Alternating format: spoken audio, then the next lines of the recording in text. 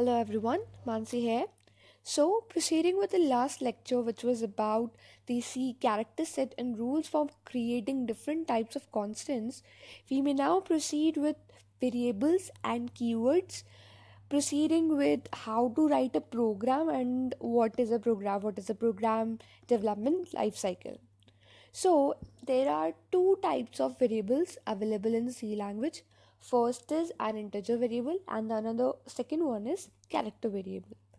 Now, a particular type of variable can hold only the same type of constant. That means if it is an integer variable, it can only hold an integer constant. And if it is a character variable, it can only hold a character constant. But as we have seen in the previous video that the rules for creating different types of constants, we have different types of rules, but in case of variables we only have one rule set which is applied to any type of variable name. I mean, it doesn't matter if it is an integer variable or a constant variable, the rules remains the same throughout.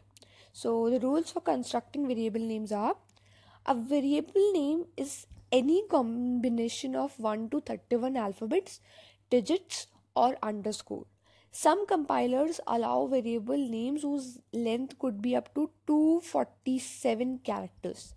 Still, it is really advisable to stick to the 31 character rule.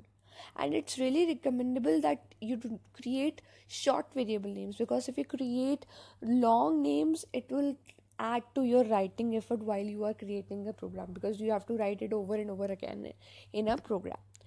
Next, the first character in the variable name must be an alphabet or underscore. No commas or blanks are allowed within a variable name. No special symbol other than underscore can be used in a variable name. Here are some examples for variable names. These variable names written here are valid, and you can create more like these. Now, these rules remain the same for all types of primary and secondary variables. It doesn't matter if you are creating a primary variable, an integer variable, or a secondary variable. The rules, these rules remain same throughout. Now, but the question is, how is C able to differentiate between these variables? I mean, how will the compiler tell that it is an integer variable or a character variable? This is really simple. C compiler is able to distinguish between the variable names because it makes it compulsory for you to declare the type of variable name you are writing or you are using in a program at the beginning of the program, so it knows what does that specific word mean which you are using in a program. Now, since the maximum allowable length of a variable name is 31 characters, an huge number of variable names can be constructed using the mentioned rules here. Now, moving on to the C keywords. Keywords are the words whose meaning has already been defined in the C compiler. These keywords cannot be used as variable names, because if you do so, you are actually trying to assign a new meaning to the keyword, which is not at all allowed in C language. Some C compilers allows you to construct variable names that exactly resemble the keywords, but it is not allowed, or it is not advisable to mix these variable names and keywords, because it's gonna be a problem for you later on. These keywords are also called as reserved words. There are only 32 keywords available in C language. Mind it, only 32 keywords. And these keywords are these here written: auto, break, character, constant, continue, default, to, double, else, enum, extend, float, for, go to, if, end, long, register, and so on. So we'll be discussing these later on when they are going to be used somewhere. We'll be discussing them one by one. Moving on, next step we have is to write a program.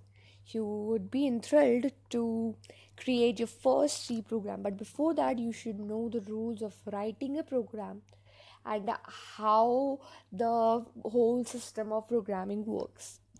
Now, developing a program, as we have discussed earlier, that a program consists of a series of instructions that a computer executes to perform the required operation. So in order to design a program, a programmer must determine these following things. Here, the instruction to be performed, the order in which these instructions are to be performed, and the data required to perform these instructions. Programming involves many stages, and we have termed it as the program development lifecycle, which I have discussed here. It involves these 7 steps while we are developing a program or a code. These are the 7 steps to be followed step by step. That is problem definition, task analysis, algorithm development, algorithm testing, code for solution, testing and debugging, maintenance, and improvement. Now, what are these? What is problem definition? Problem definition is to analyze what your problem is. I mean, what you have to make in a program. What does the user wants from that program? That is, for example, if you are making a calculator, you should identify that yes, we have to calculate something, so I have to code accordingly. Similarly, the second is, after analyzing the problem, you need to develop various solutions to solve the problem. I mean, you have to hypothetically first of all think that how you can solve the problem and how you can code it before actually writing the code. You have to make a chart in your mind or in the paper, that how you're going to proceed for the program you have chosen to make, or the teacher or somewhere anybody you are working for have allotted to you. After selecting the appropriate solution, you have to develop an algorithm to depict the basic logic of the selected solution. I mean, you have deduced that yes, this is the solution, but you have to now write down the logic to perform that solution. Next is, when you are done with the algorithm development, you need to test your algorithm. Now, because accuracy is the most important aspect of any program, so you need to test your algorithm before implementing it. So before converting algorithm to actual program or code, you should check for its accuracy. Now, after testing your algorithm, you should write code.